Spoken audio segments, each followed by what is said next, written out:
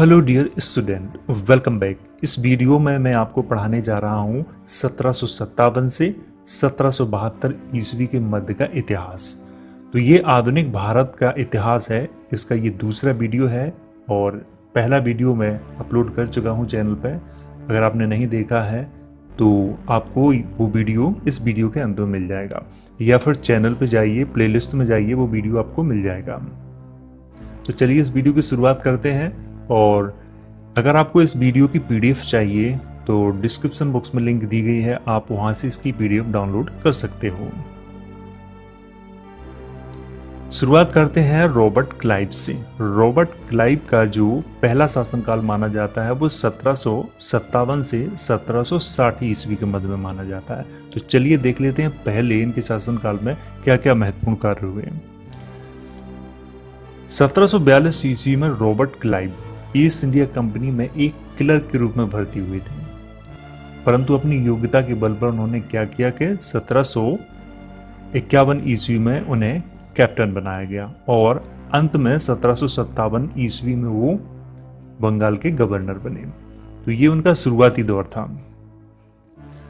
भारत में अंग्रेजों की सत्ता स्थापित करने का श्रेय रॉबर्ट क्लाइव को ही जाता है। बिल्कुल ये बात सही है, हालांकि काफ़ी इतिहासकार हैं वो इस चीज़ को नहीं मानते हैं, लेकिन ये बात बिल्कुल पूरी तरह सही है, क्योंकि प्लासी का युद्ध रॉबर्ट क्लाइव के ही नेतृत्व में अंग्रेजों ने लड़ा था और वो पहली सीढ़ी थी भारत में। उससे उन्हें बंगाल में पूर्ण रूप से सत्ता मिल चुकी थी। इसके बाद बक्सर का युद्ध हुआ, हालांकि उस समय तो ये क्लाइव नहीं थे, लेकिन सबसे जो महत्वपूर्ण माना जाता है वो माना जाता है प्लासी का युद्ध। प्लासी के युद्ध से बहुत सारा एरिया है जो अंग्रेजों को मिल जाता है। तो चलिए आगे देखते हैं। 23 जून 1757 ईस्वी के प्लासी युद्ध में अंग्रेजी सेना का नेतृत्व रॉबर्ट क्लाइव ने ही किया था। बिल्कुल सही बात है ये। और इस युद्ध में अंग्रेजों ने भारत में अपने शासन की पहली सीढ़ी पर कदम रख लिया था।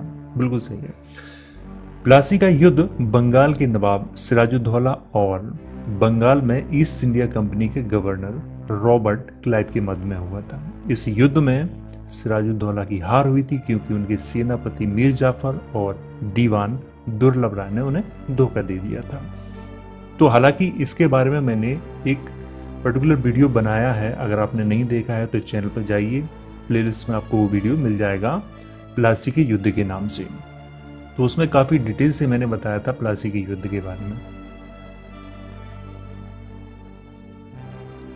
1759 ईस्वी में वेदरा उस समय बंगाल में ही है, तो वेदरा का एक मैदान है, तो वहां पर युद्ध हुआ था रॉबर्ट क्लाइव और डचों के मध्य में, जिसमें रॉबर्ट क्लाइव की जीत हुई थी और इसी युद्ध से डचों का पतन प्रारंभ हो गया था। यानी कि भारत से डचों का पतन हो गया था इसी युद्ध से, वेदरा के युद्ध से।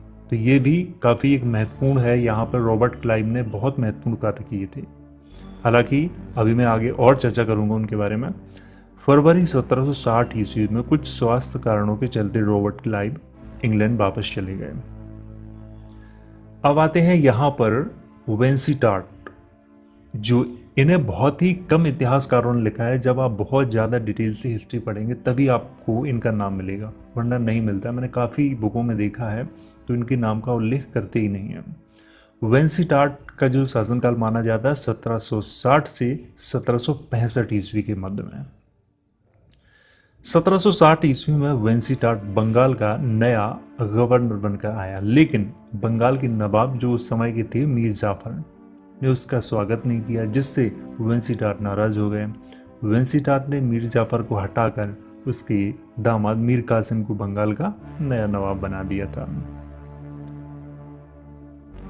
1763 ईस्वी में मीर कासिम के आदेश पर उसके एक जर्मन अधिकारी समरू ने पटना में कई अंग्रेज अधिकारियों और भारतीय जमींदारों की हत्या कर दी थी।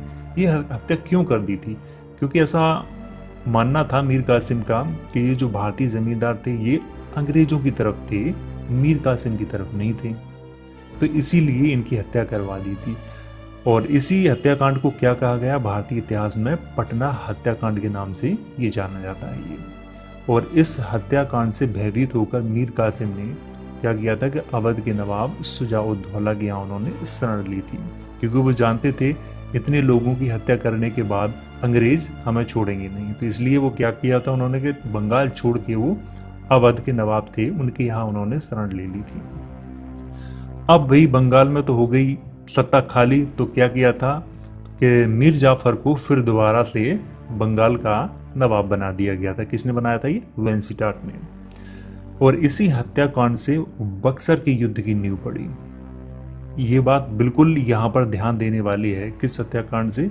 पटना हत्याकांड से, क्योंकि ये हत्याकांड अपने आप में बहुत ही महत्वपूर्ण था। इतिहास में इसकी बार बार चर्चा की जाती है, हालांकि काफी जो इतिहासकार उन्होंने इसकी कोई चर्चा नहीं की है। मीर कासिम अवध के नवाब शुजा-उद-दौला और दिल्ली के शासक शाह आलम द्वितीय ने मिलकर एक संयुक्त सेना बनाई। जब वहां से भाग आए मीर कासिम, तो अवध के नवाब शुजा-उद-दौला के यहाँ उन्होंने शरण ली। तो क्या किया कि मीर कासिम, शुजा-उद-दौला और दिल्ली के जो उस समय के शासक थे शाह आलम द्वितीय, वो भी अवध में ही थे। तो इन तीनों ने क्या किया, एक मिल के एक संयुक्त सेना बनाई और बंगाल के जो नवाब थे मीर जाफर और बंगाल के अंग्रेज गवर्नर जो थे वेंसीटाट के विरुद्ध युद्ध की घोषणा कर दी थी। उधर वेंसीटाट को जब ये मालूम चला तो वेंसीटाट ने क्या किया कि मीर जाफर के साथ मिलकर एक सेना बनाई, जिसका सेनापति हेक्टर मुनरो को बनाया गया था। भैया अब आते हैं 22-23 अक्टूबर 1764 ईस्वी को बक्सर का युद्ध हुआ। हालांकि बक्सर के युद्ध पे मैंने एक स्पेशल वीडियो बनाया है, उसकी भी लिंक आपको मैं इस वीडियो के अंत में दे दूंगा, तो आप उसे भी देख लेना, या फिर ना मिले तो आप चैनल पर जाएं, प्लेलिस्ट में आपको वो वीडियो मिल जाएगा। और इस युद्ध में भी अंग्रेजों की जीत हुई। बक्सर युद्ध के समय बंगाल का जो अंग्रेज गवर्नर था वेंसीटाट था। हालांकि ये प्रश्न भी 1-2 बार एग्जाम में आया है, तो इसको याद रखें यहाँ पे, क्योंकि मैंने इसकी चर्चा पीछे भी की है कई वीडियो में। इस युद्ध के बाद बंगाल की जो वास्तविक सत्ता थी वो ईस्ट इंडिया कंपनी के हाथों में पहुंच गई थी। तो ये दो युद्ध जो हैं, पहला है प्लासी का और दूसरा है बक्सर का युद्ध, भारत के इतिहास में बहुत ही महत्वपूर्ण स्थान रखते हैं। यानी कि भारत का भविष्य बदलने वाले दोनों युद्ध थे ये। रॉबर्ट क्लाइव फिर से आ जाते हैं 1765 ईस्वी में। रॉबर्ट क्लाइव फिर से आते हैं और 1767 ईस्वी तक ये रहते हैं। 1765 ईस्वी में रॉबर्ट क्लाइव को दोबारा से बंगाल का गवर्नर और कलकत्ता की सिलेक्ट कमेटी का अध्यक्ष भी बनाया गया था। यहाँ पर गवर्नर भी बनाया गया था बंगाल का, और सिलेक्ट कमेटी थी जो कलकत्ता में, उसका अध्यक्ष भी बनाया गया था। 1765 ईस्वी में मीर जाफर की मृत्यु हो गई और रॉबर्ट क्लाइव ने उसके जो पुत्र थे नज्म-उद-दौला, जो यहाँ पर ये इनकी ज़्यादा उम्र नहीं थी, ये अल्पवयस्क थे, तो इनको नवाब तो बनाया था केवल नाम मात्र के लिए, बंगाल का नवाब बना दिया, लेकिन अधिकार जो सारे थे वो अपने पास रखे। किसने? रॉबर्ट क्लाइव ने। तो इस तरह से बंगाल में द्वैत शासन की स्थापना हुई। द्वैत शासन का मतलब है दोहरा शासन, जिसमें नवाब जो थे वो अल्पवयस्क थे। नवाब का काम केवल बंगाल में शासन करना था और ईस्ट इंडिया कंपनी का काम था राजस्व वसूलना। सेना संबंधी जितने भी कार्य होते थे वो ईस्ट इंडिया कंपनी के ही अंतर्गत होते थे, और विदेशी मामले जो होते थे उसकी भी जो देखभाल होती थी वो ईस्ट इंडिया कंपनी के ही अधिकारी करते थे। तो यहाँ पर इस तरह से इन्हीं दोनों के मध्य में आपस में ये बटे हुए थे। तो इसी को द्वैत शासन कहा गया है। एक तरफ बंगाल के नवाब अपना शासन चला रहे थे, दूसरी तरफ ईस्ट इंडिया कंपनी। इसी को इतिहास में द्वैत शासन कहा जाए, जो सर्वप्रथम बंगाल में लागू हुआ था। तो इसको भी याद रखें, ये भी प्रश्न यहाँ से एक बन सकता है क्योंकि बहुत महत्वपूर्ण है ये। 12 अगस्त 1765 ईस्वी को रॉबर्ट क्लाइव और दिल्ली के मुगल शासक शाह आलम द्वितीय के मध्य इलाहाबाद की प्रथम संधि हुई। यहाँ पर ये याद रखें, जो इलाहाबाद की पहली संधि कब हुई थी? 12 अगस्त को, और दूसरी संधि 16 अगस्त को होगी। उसके बारे में आगे चर्चा करूंगा। तो इस तरह से बंगाल के बाद उड़ीसा और बिहार में भी द्वैत शासन स्थापित हो गया था। तो यहां पर इनको भी याद रखें अच्छे से। 16 अगस्त 1765 ईस्वी को रॉबर्ट क्लाइव और अवध के नवाब शुजा-उद-दौला के मध्य इलाहाबाद की द्वितीय संधि हुई। इस संधि से रॉबर्ट क्लाइव को अवध में मुफ्त व्यापार करने का अधिकार मिल गया और अंग्रेजी सेना रखने का भी अधिकार मिल गया था। और ये अंग्रेजी सेना का खर्च कौन उठाएगा? अवध के नवाब शुजा-उद-दौला। तो यहाँ पर रॉबर्ट क्लाइव बहुत दिमाग वाला व्यक्ति था, ये बात को बिल्कुल माननी पड़ेगी। क्यों?